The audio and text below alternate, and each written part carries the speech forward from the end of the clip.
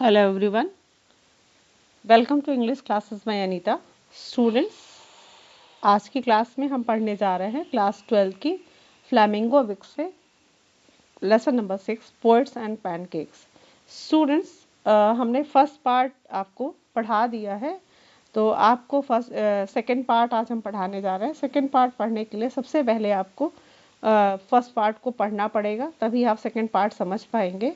तो first part पढ़ने के लिए प्लीज़ आप हमारे चैनल पे जाएं और जिसका नाम है इंग्लिश क्लासेस बाय अनीता, और वहाँ से आप फर्स्ट पार्ट समझने की कोशिश करें और उसके बाद आप सेकंड पार्ट पढ़ें।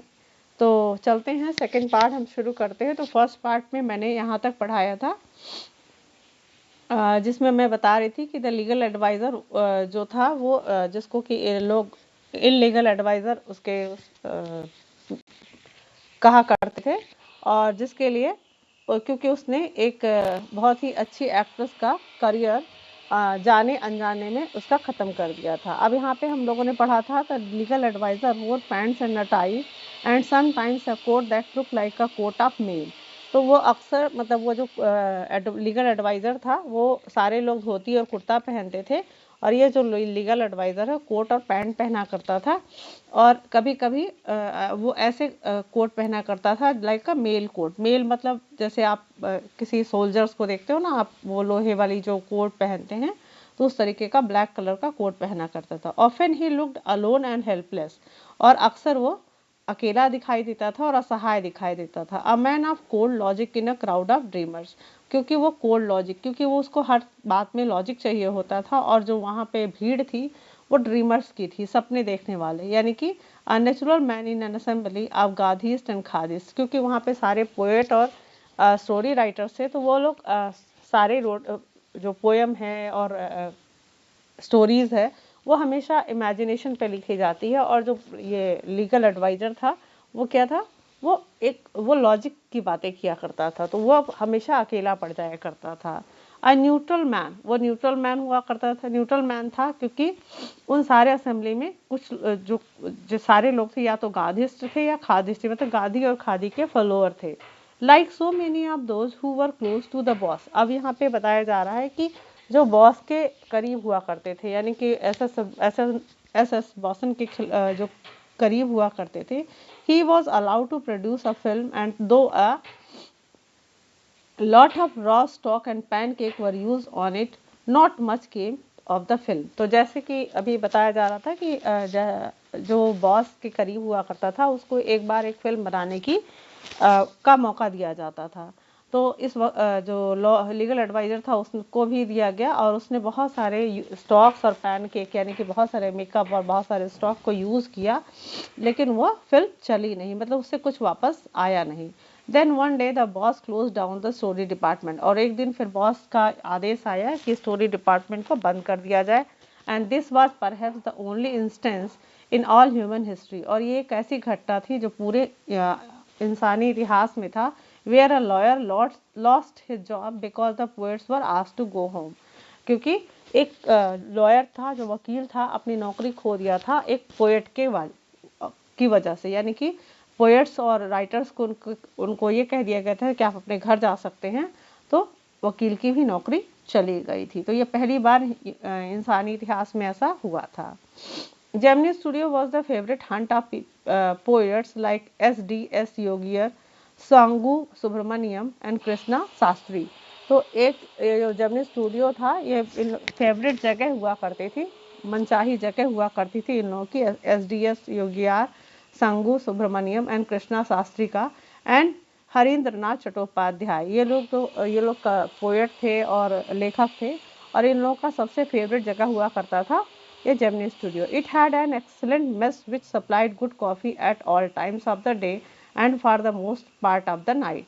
यानी कि यहाँ पे जो इट हैड एन एक्सलेंट, मतलब जेमिनी स्टूडियो के पास एक मेस हुआ करता है, मेस यानी कि जहाँ पे खाना वाना बनता है, तो विच सप्लाइड गुड कॉफ़ी, जहाँ पे बहुत अच्छी कॉफ़ी मिला करती थी, एट ऑल टाइम्स मतलब पूरे समय, ऑफ द डे यानी कि पूरे दिन, and for the most part of the night, और मतलब रात में भी, बहुत रात तक भी वहाँ पे कॉफ़ी मिला करती थी। Those were the days when Congress rule meant prohibition and meeting over a cup of coffee was rather satisfying entertainment.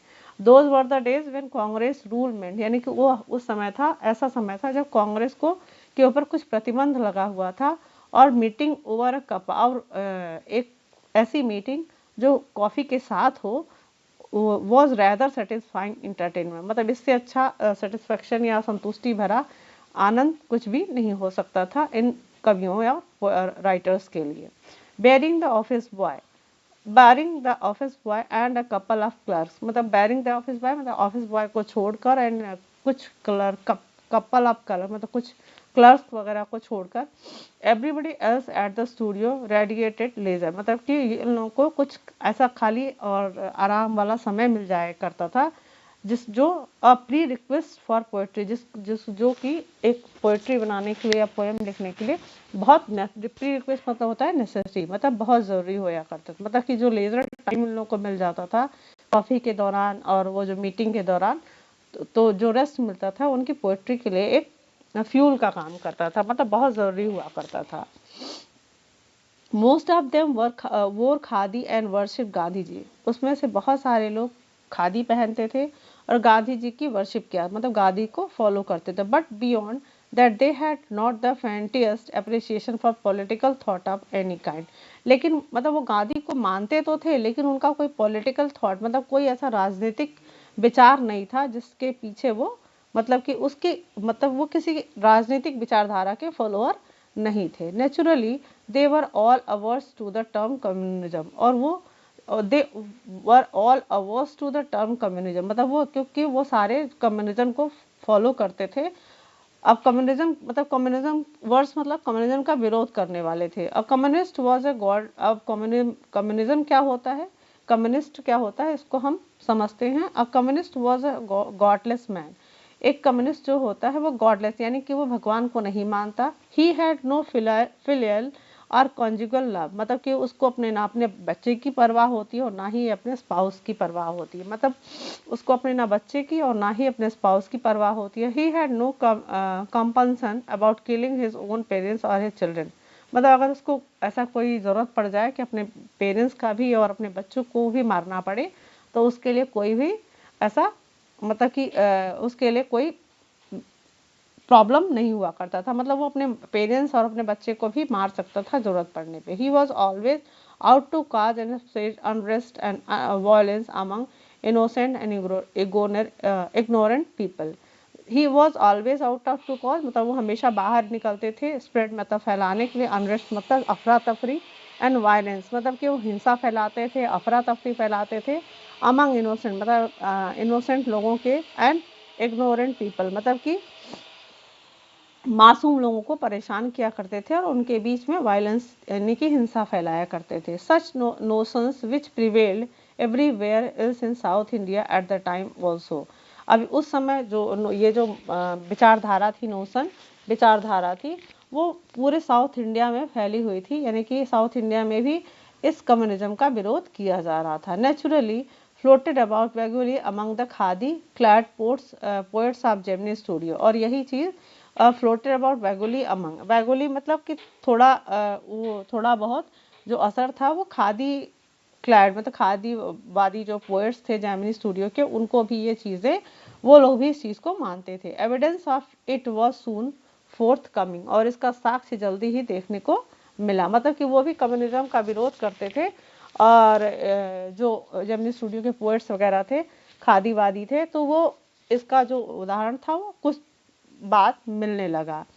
When Frank Buchmann's moral rearmament army, some 200 strong, visited Madras sometime in 1952, they could not have found a warmer host in India than a Gemini studio. When Frank Buchmann का जो moral rearmament army था, वो जब यहाँ मद्रास में आया, सम 200 strong यानी कि कम से कम 200 लोगों के साथ, विजिटेड मद्रास यानी कि उन्होंने मद्रास में विजिट किया, तो सम टाइम्स इन 1952 यानी कि 1952 में जब वो मद्रास आए, तो they could not have found a warmer, मतलब कोई उनको जेमिनी स्टूडियो से अच्छा कोई होस्ट नहीं मिला जहाँ पे वो जाकर रुक सके। तो होस्ट का मतलब होता है जो किसी का वेलकम करे और अपने यहाँ उनका स्वागत करें। तो someone called the group an international circus, सब कुछ लोग इस ग्रुप को इंटरनेशनल सर्कस के का नाम भी देते थे।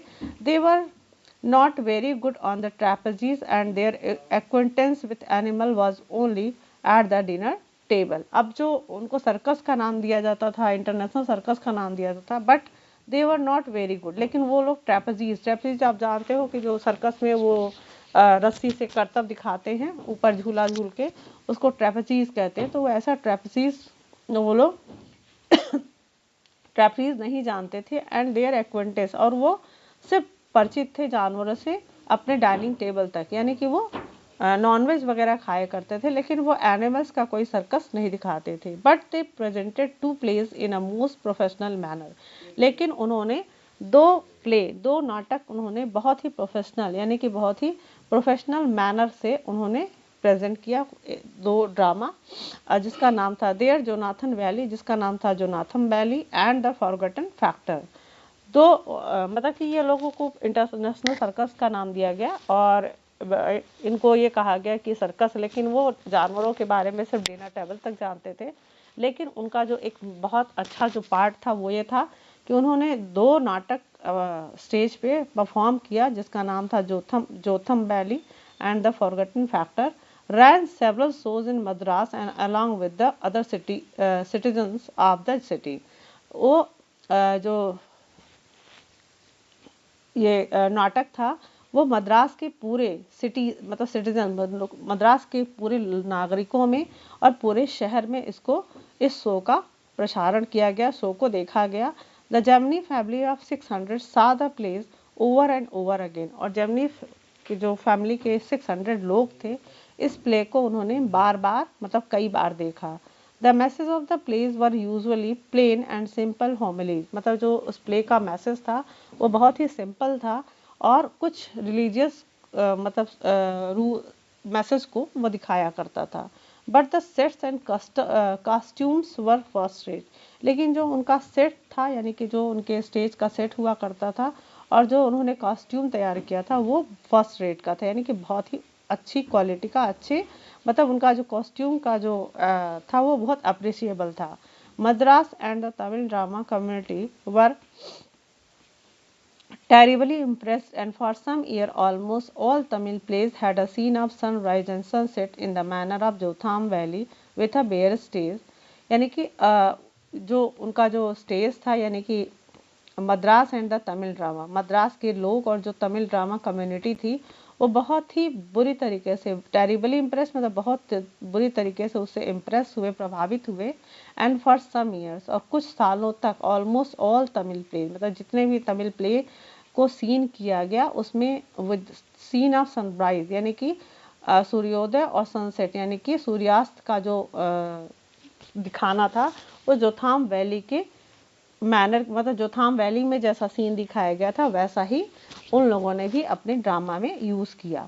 विथ अ बेयर स्टेज, जहाँ पे खाली स्टेज हुआ करता था, वाइट बैकग्राउंड कर्टन और जहाँ पे सफ़ेद पर्दे लगे होते थे, and a tune played on the flute, और उसमें बांसुरी से एक ट्यून दी जाती थी, सुर दिया जाता था। It was some years later, और उसके कुछ सालों बाद, that I learn that the MRA was a kind of counter movement to international communism, and the big bosses of Madras like Mr. Watson simply played into their hand। तो कुछ सालों बाद मुझे ये समझ में आया कि जो एमआरए था यानी कि मॉरल रीअर्मामेंट आर्मी, ये एक तरह का काउंटर मूवमेंट था। मतलब काउंटर मूवमेंट का मतलब किसी भी क्रांति को रोकने का मूवमेंट जो कि इंटरनेशनल कम्युनिज्म को रोकने के लिए आया हुआ था। And the big bosses of Madras like मतलब कि कुछ जो बिग बॉस थे मतलब बड़े बड़े लोग थे मद्रास के, simply played into their hands, मतलब कि उन लोगों ने एमआरए कंपनी ने उन लोगों को अपने हाथों का खिलौना बनाया था, मतलब अब उनको यूज़ किया था। I am not sure how ever, मतलब कि मुझे ये मैं श्योर नहीं हूँ कि ये कैसे हुआ। That this was Indeed the case, मतलब कि ऐसा वास्तव में एक ऐसा केस था। फॉर द अनचेंजेबल एस्पेक्ट, मतलब कि that this was Indeed the case, मतलब ऐसा मुझे जो भी हुआ उनके हाथों का खिलौना बने, लेकिन वास्तव में जो केस था for the unchangeable aspect, of these big bosses and their enterprises remained the same। मतलब कि वो जो बिग बॉसेस थे यानी कि जैसे एस वासन के जैसे लोग और सारे लोग थे और कंपनियां थी, उनके काम में और उनके इंटरप्राइजेस में कोई चेंज नहीं आया। मतलब वो जैसे चल रहे थे वैसे ही चल रहे थे। एमआरए आर नो एमआरए, मतलब कि एमआरए हो या ना हो, international communism or no international communism, मतलब इंटरनेशनल कम्युनिज्म हो या ना हो। The staff of Gemini Studio had a nice time hosting 200 people of all hues and sizes of at least 20 nationalities। लेकिन मतलब कि कम्युनिज्म हो ना हो, इंटरनेशनल कम्युनिज्म हो, एमआरए हो एमआरए ना हो, लेकिन जो जेमिनी स्टूडियो का स्टाफ था वो उन्होंने इन 200 लोगों को होस्टिंग करने में, मतलब उनके स्वागत करने में और मतलब इतने बड़े लार्ज अमाउंट में लोगों का स्वागत करने और एटलीस्ट 20 देशों से बिलोंग करने वाले लोगों के साथ उन्होंने एक अच्छा, मतलब कि उन्होंने एक बहुत अच्छा समय बिताया। It was such a change from the usual collection of a crowd players waiting to be slapped with thick layers of makeup by the coffee office boy in the makeup department. It was a such change. अब ये जो उनका जो usual work था कि मतलब office boy crowd player को slab करके उनको मेकअप लगाया करता था और शूटिंग हुआ करती थी, तो इससे एक बहुत बड़ा चेंज मिला था एमआरए के आने से, तो उन्होंने उसको बहुत इंजॉय किया था। It was such a change from the usual collection, मतलब कि ये crowd players waiting to be slap, मतलब कि ये जो चेंज था कि क्राउड प्लेयर्स वेट करते थे और उनको मेकअप लगाया जाता था, मोटा सा परत लगाई जाती थी ऑफिस बॉय द्वारा, तो इससे मेकअप डिपार्टमेंट द्वारा, इससे पूरे जेमिनी स्टूडियो के लोगों को, मेकअप डिपार्टमेंट को बड़ा चेंज मिला था और वो उन्होंने इन 200 लोगों के साथ बहुत अच्छा समय बिताया। A few months later, अब कुछ महीने बाद, the telephone lines of the big bosses of Madras buzzed, and once again, we at Gemini Studio cleared a whole shooting stage to welcome another visitor। अब a few months later यानी कि कुछ महीने बाद, the telephone lines मतलब जो telephone के lines थे of the big bosses यानी कि बड़े बड़े बॉसेस जो मद्रास के थे, फिर से उनकी टेलीफोन की घंटियां बजती हैं। एंड वंस अगेन, और एक बार फिर, वी एट जेमिनी स्टूडियो, मतलब हम लोग को जेमिनी स्टूडियो में cleared a whole shooting stage, हमने अपने पूरे शूटिंग स्टेज को साफ किया टू वेलकम अनदर विजिटर, ताकि हम एक और विजिटर का स्वागत कर सके, एक और जो उनके हम मेहमान आने वाले थे उनका हम स्वागत कर सके। All this said was that he was a poet from England। सब लोग कह रहे थे कि वो इंग्लैंड से एक पोएट आ रहा है। The only poets from England the simple Gemini staff knew। अब कुछ ही ऐसे एक दो पोएट थे जो इंग्लैंड से, जिसको कि जेमिनी स्टाफ के लोग, मतलब सिंपली जेमिनी स्टाफ के लोग जानते थे। वो कौन थे? Heard of were Wordsworth and Tennyson, मतलब कि जेमिनी स्टाफ के सिंपली बस दो ही राइटर्स या पोएट्स के बारे में जानते थे, वो थे Wordsworth and Tennyson.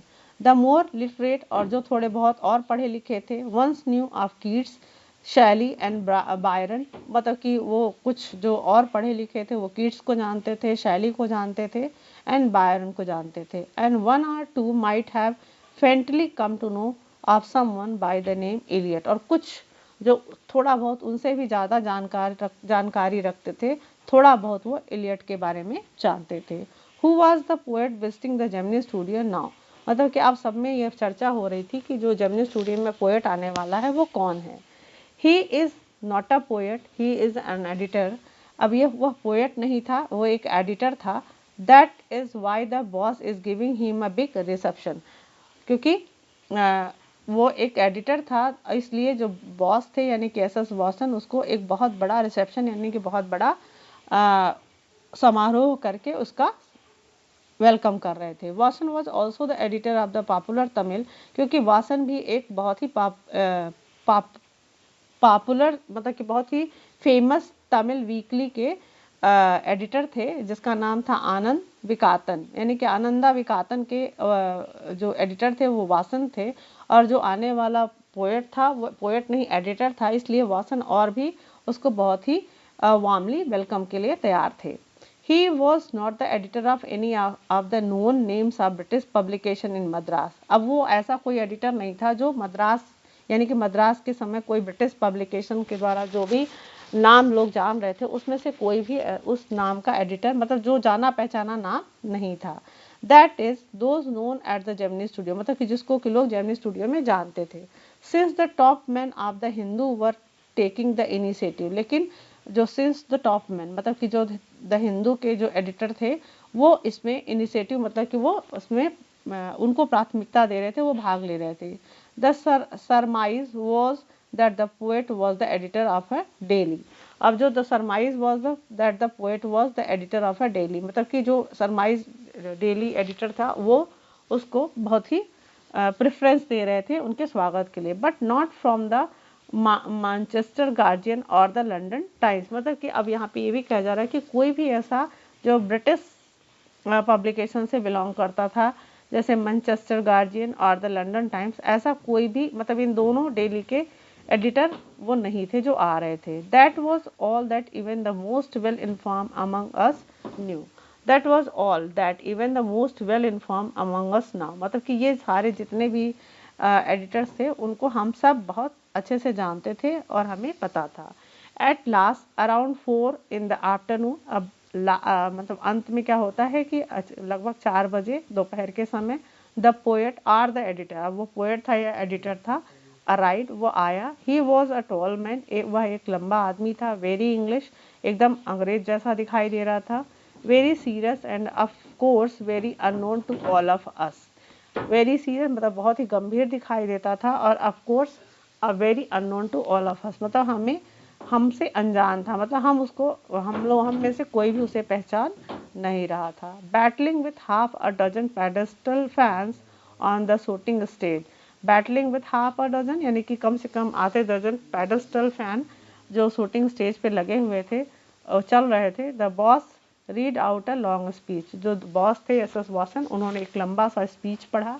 It was obvious that he too knew precious little about the poet, मतलब कि ये इट वॉज ऑब्वियस मतलब कि ये ऑब्वियस था, मतलब कि ये ऐसा लगता था कि दैट ही टू मतलब वह भी बहुत कम उस पोएट के बारे में जान रहे थे, और द एडिटर मतलब उस एडिटर या उस पोएट के बारे में बहुत कम जान रहे थे। The speech was all in the most general terms, but here and there it was peppered with words like freedom and democracy. The speech was all in the most general terms, मतलब कि speech को बहुत ही general terms में यानी कि बहुत ही सामान्य language में बताया गया था। बट हियर एंड देयर, लेकिन कहीं कहीं इट वॉज अ पीपर मतलब एक झलक दिख रही थी विथ वर्ड्स, उसमें कुछ शब्द ऐसे थे जिसको यूज़ किया गया था लाइक फ्रीडम एंड डेमोक्रेसी यानी कि स्वतंत्रता और प्रजातंत्र का। देन द पोएट स्पोक, उसके बाद से अब पोएट यानी कि जो पोएट आए थे या एडिटर आए थे उनकी बारी आती है, वो बोलते हैं। He could not have addressed a more dazzled and silent audience, मतलब कि उन्होंने आज तक कभी ऐसे dazzled मतलब कंफ्यूज और साइलेंट ऑडियंस यानी कि दर्शकों को उन्होंने एड्रेस नहीं किया था, संबोधित नहीं किया था। No one knew what he was talking about, कोई नहीं जानता था कि वो किस बारे में बात कर रहे थे। And his accent defeated any attempt of to understand what he was saying, और उसके बोलने का जो एसेंट था यानी कि बोलने का जो तरीका था वो भी समझने में मतलब हम जो समझने की कोशिश कर रहे थे वो भी हम मतलब हम अगर कुछ समझने की कोशिश भी कर रहे थे तो वो उनका जो एसेंट था उसकी वजह से हम और भी नहीं समझ पा रहे थे। The whole thing lasted about an hour, मतलब कि ये जो पूरा प्रोसेस है वो 1 घंटे चला। देन द पोएट लेफ्ट, और उसके बाद पोएट चले गए। एंड वी ऑल डिस्पर्स्ड इन अटर बैफलमेंट, और उसके बाद हम लोग इधर उधर डिस्पर्स हुए, मतलब वहाँ से भीड़ अलग हुई। इन अटर बैफलमेंट मतलब कि एक अलग बैफलमेंट होता है बौखलाहट, मतलब कि हम लोग किसी चीज़ को समझ नहीं पाए थे और क्या हुआ था इसको सोचकर हम परेशान थे। व्हाट वर वी डूइंग, मतलब हम क्या कर रहे थे, हम क्या कर रहे हैं। What is an English poet doing in a film studio, ये पोएट मतलब इंग्लिश पोएट इस फिल्म स्टूडियो में क्या कर रहा है। Which makes Tamil film for the simplest sort of people, मतलब वो तमिल फिल्म बनाने वाले जो सिंपल पीपल लोग हैं उनके बीच में ये ऐसा पोएट आके क्या कर रहा है। People whose lives least afforded them the possibility of cultivating a taste for English poetry, अब ऐसे लोग people whose lives least afforded मतलब कि ऐसे लोग जो कि एकदम इंग्लिश पोएट्री को समझना और उसका टेस्ट बिल्कुल भी उनसे अनजाना था, और ऐसे में इंग्लिश पोएट का आना उन्हें कोई बात समझ में नहीं आ रही थी। The poet looked pretty baffle too, और जो पोएट था वो भी कुछ बौखलाया हुआ, मतलब वो भी परेशान दिख रहा था, कंफ्यूज दिख रहा था। For he too must have felt the sheer incognity of his talk about the thrills and travels of an English poet। अब जो पोएट था लुक्ड प्रिटी बैफिल्ड, वो भी परेशान दिख रहा था, कंफ्यूज दिख रहा था। For he too must have felt the sheer incongruity. Incongruity means जो मतलब उसकी जो कैपेसिटी थी, उस inability of his talk about, मतलब उसने जो कहा, और थ्रिल्स एंड ट्रेवल्स, जो थ्रिल्स एंड ट्रेवल्स था उसका, मतलब कि उसको ये कष्ट था कि जो इंग्लिश में उसने बोला था उसको सबको समझ में आया या नहीं आया। His visit remain N unexplained mystery, और उसका जो यहाँ पे आना था वो हम लोगों के लिए एक अनकही रहस्य था, मतलब कि अनएक्सप्लेन रहस्य था। हमें उसको समझ में नहीं आया कि वो हमें क्या बताने या क्या समझाने आए थे। द ग्रेट प्रोज राइटर, अब यहाँ पे देखते हैं कि जो हमारे राइटर हैं वो क्या कहना चाहते हैं। The great prose writers of the world may not admit it. The great prose writers of the world may not admit it, मतलब कि हो सकता है कि जो प्रोज राइटिंग करते हैं वो मेरी बात से सहमत ना हो, बट माई कन्विक्शन, लेकिन जो मेरा विचार है, grow stronger day after day, मतलब कि मेरा जो निश्चय है, मेरा जो विचार है वो दिन प्रतिदिन और दृढ़ होता जा रहा है। That pros writing is not and can not be the true pursuit of a genius, मतलब कि जो प्रोज राइटिंग है वो बहुत ज़्यादा पेशेंस की बात है, और वो उसके लिए जीनियस मतलब बहुत ही दिमाग की ज़रूरत होती है। It is for the patient, यह एक मतलब उसके लिए धैर्य होना चाहिए, परसिस्टेंट मतलब परसिस्टेंट होना चाहिए, यानी कि थोड़ा सा जिद्दी स्वभाव का होना चाहिए। परसिवरिंग ड्रस्ट, मतलब कि उसे कठोर परिश्रम करने वाला होना चाहिए। With a heart so shrunken that nothing can break, मतलब उसका हार्ट इतना सिकुड़ा होना चाहिए, इतना कठोर होना चाहिए कि उसे कोई तोड़ ना सके। Rejection slips don't mean a thing to him, मतलब कि अगर उसको कोई रिजेक्ट कर देता है तो उसको उससे उसे कोई फर्क नहीं पड़ना चाहिए। He at once sets about making a fresh copy, उसको ऐसा होना चाहिए कि अगर उसको रिजेक्शन मिलता है तो तुरंत वो एक और नई कॉपी बनाए of the long prose piece, जिस मतलब कि एक और प्रोज यानी कि स्टोरी का एक और लंबा पीस बनाए, and send it on to another editor, और किसी दूसरे एडिटर को भेजे, enclosing postage for the return of the manuscript, मतलब कि उसके साथ वो रिटर्न पोस्टेज भी डाले, स्टैम्प भी डाले, ताकि अगर उसका जो कहानी है अगर एडिटर को ना पसंद आए तो उसको वापस कर सके। मतलब इतना धीरता, इतना धैर्य होना चाहिए ताकि, और उसको रिजेक्शन से कोई फर्क नहीं पड़ना चाहिए। It was for such people that the Hindu had published a tiny announcement in an insignificant corner of an unimportant page. It was for such people, अब ऐसे ही लोगों के लिए एक द हिंदू में एक अनाउंसमेंट पब्लिश हुआ, जिसका जो कि एक insignificant corner of an unimportant, मतलब कि एक ऐसे पेज पे छपा हुआ था जो बिल्कुल ही अनइम्पॉर्टेंट पेज था, महत्वपूर्ण पेज नहीं था, और इनसे एक छोटे से कॉर्नर में एक अनाउंसमेंट छपी हुई थी, अ शॉर्ट स्टोरी कॉन्टेस्ट, जिसमें लिखा था कि शॉर्ट स्टोरी मतलब कि संक्षिप्त स्टोरी का कॉन्टेस्ट होने जा रहा था, organize by a British periodical, और जिसको कि एक ब्रिटिश पीरियोडिकल द्वारा ऑर्गेनाइज किया जा रहा था, बाय द नेम, और उसका नाम था द एनकाउंटर, यानी कि द एनकाउंटर द्वारा एक ऐसा कॉन्टेस्ट ऑर्गेनाइज किया जा रहा था जिसमें शॉर्ट स्टोरी लिखने का कॉन्टेस्ट था। Of course the encounter was not a known commodity among the Gemini literati, मतलब कि जेमनी लिटरेटी यानी कि जेमनी स्टूडियो में जो पढ़े लिखे लोग थे इस द एनकाउंटर के बारे में बिल्कुल भी नहीं जानते थे। I wanted to get an idea of the periodical before I spend a considerable sum in postage sending a manuscript to England. अब जो राइटर थे वो आई वांटेड टू, मतलब कि वो कह रहे हैं कि मैं जानना चाहता था उस पीरियोडिकल के बारे में, बिफोर कि मतलब उससे पहले कि मैं ये मैन्युस्क्रिप्ट वहाँ इंग्लैंड में भेजता और कुछ पैसे अपना खर्च करता, तो पैसा खर्च करने से पहले मैं उस पीरियोडिकल के बारे में जानना चाहता था। In those days अब उन दिनों में द ब्रिटिश काउंसिल लाइब्रेरी, जो ब्रिटिश लाइब्रेरी काउंसिल थी, had an entrance with no long winded sign board and notice to make you feel you are sneaking into a forbidden area.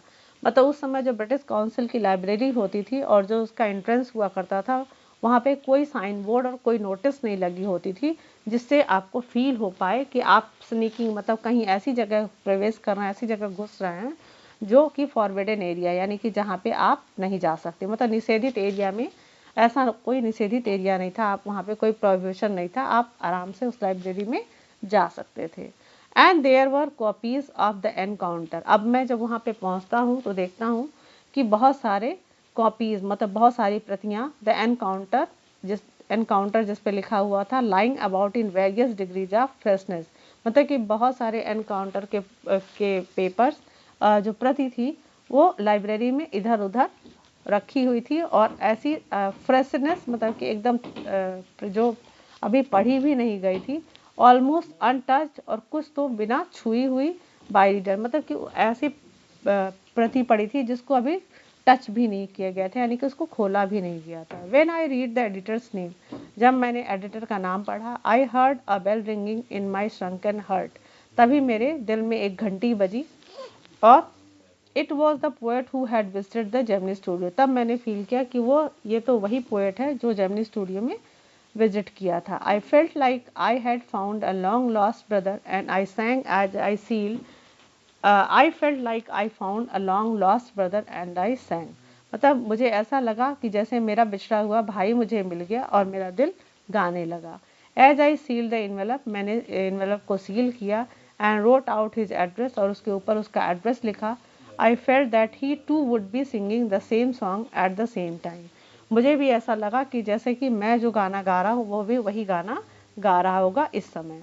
Long lost brother of Indian film discover each other by singing the same song in the first reel and in the final reel of the film। जैसे कि Indian फिल्मों में, भारतीय फिल्मों में दिखाया जाता है कि कोई दो बिछड़े भाई पहले फिल्म का जो पहला रील होता है, दोनों भाई एक गाना गाते हैं और उसके बाद वो बिछड़ जाते हैं और लास्ट फिल्म के अंत में वो दोनों भाई एक जैसा मतलब गाना गाते हैं, एक ही गाना गाते हैं और वो पूछते हैं कि तुम कैसे गा रहे हो, तुम कैसे गा रहे हो, और उसके बाद वो फिर एक दूसरे को पहचान जाते हैं उस गाने के द्वारा। तो यही मेरे साथ हो रहा था। स्टीफन स्पेंडर जो राइटर थे वो स्टीफन स्पेंडर उनका नाम था, Stephen that was his name, मतलब यही उनका नाम था। एंड ईयर्स लेटर, और कुछ साल बाद, when I was out of Gemini studio, जब मैंने जेमिनी स्टूडियो छोड़ दिया था, and I had much time but not much money, मेरे पास बहुत समय था लेकिन पैसा ज़्यादा नहीं था। Anything at a reduce price attracted my attention, कोई भी चीज़ जो कम पैसे में मिलती थी वो मुझे मतलब अट्रैक्ट करती थी, आकर्षित करती थी। On the footpath in the front of Madras mount road post office, और एक दिन मद्रास के माउंट रोड पोस्ट ऑफिस के पास मैंने देखा फुटपाथ पे, there was a pile of brand new books, वहाँ पे कुछ ढेर लगे हुए थे न्यू बुक्स के, जो ब्रांड बुक से फॉर 50 पैसे ईच, जिसका मतलब जो मूल्य था वो पर कॉपी 50 पैसा था, यानी कि एक कॉपी का 50 पैसा था। Actually there copies of the same book, और वो जो कॉपीज थी यानी कि जो वहाँ प्रतियाँ थी वो सेम बुक यानी कि एक ही बुक की कॉपी थी। An elegant paperback of the American origin, an elegant paperback of American origin, ये जिसको कहते हैं एलिगेंट पेपर बैक, मतलब कि ये जिसमें थोड़े सॉफ्ट कवर लगे होते हैं उसी को एलिगेंट पेपर बैक कहते हैं।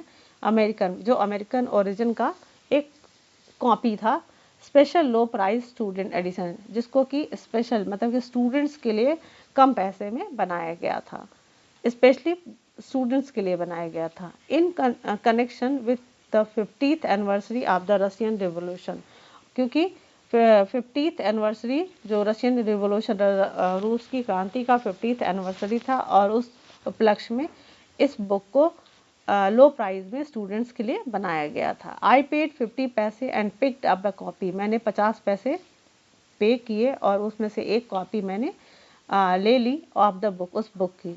द गॉड दैट फेल्ड, अब उस बुक का नाम था द गॉड दैट फेल्ड। इस बात को आप लोग याद रखिएगा क्योंकि ये क्वेश्चन में भी पूछा जाएगा। तो कि राइटर ने कौन सी बुक खरीदी थी और उसके राइटर कौन थे। तो ये बुक है द गॉड दैट फेल्ड, और इसको कि उन्होंने 50 पैसे में खरीदा। 6 eminent man of letters in 6 separate essays describe. अब इस बुक में 6 एमिनेंट मतलब बहुत ही इम्पोर्टेंट पर्सन्स जो के लेख थे उसमें इन 6 सेपरेट ऐसे मतलब 6 उसमें एसेज थे। Describe their journeys into communism and their disillusioned return, मतलब कि उनकी जो कम्युनिज्म के प्रति उनका पहले जो मोह था वो जर्नी थी, और उसके बाद फिर उनका जो उससे मोह भंग होता है यानी कि कम्युनिज्म से वो फिर वापस ही आने का के बारे में जो उनका ऐसे था वो इस बुक में डिस्क्राइब किया गया था।